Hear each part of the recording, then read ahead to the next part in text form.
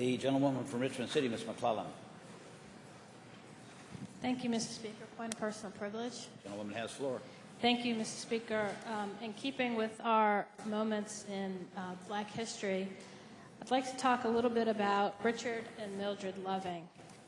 And most of you know the story that on June 2nd, 1958, Mildred and Richard went to Washington, D.C. to get married because they could not get married in Virginia because of the anti-miscegenation laws.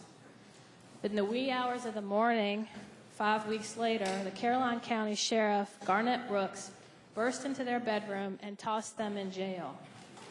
The Lovings were ordered to leave the state and not to return together for 25 years. Their case would end up going to the Supreme Court. And when told that their case was going to the court to challenge interracial marriage, Richard Loving was shocked. He was a man of few words, but he said to his lawyer, "Tell the court that I love my wife, and it's unfair that I can't live with her in Virginia." This was not a case done out of a love for civil rights, but for the love of two people. And that love will be showcased in a documentary tomorrow night on Valentine's Day on HBO. The film will chronicle the 1967 Supreme Court decision that struck down prohibitions against interracial marriage. It will show two unpretentious people who were simply in love and naive about the restrictions on interracial marriage.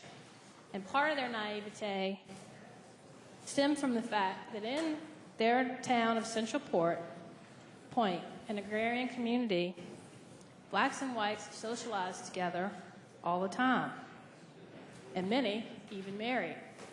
No one knows why the Lovings were singled out for prosecution, but many think it was because Richard Loving proudly displayed his marriage certificate on his wall, framed, because he was not ashamed.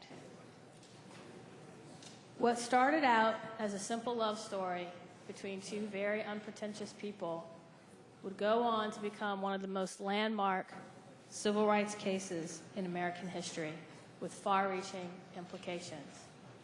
And what is interesting to note is 50 years after they were arrested, 1 out of 8 marriages in 2008 were interracial. So they were groundbreakers. And I invite you all tomorrow night, hopefully we'll get out early enough, to look at their story based on newly discovered documentary evidence.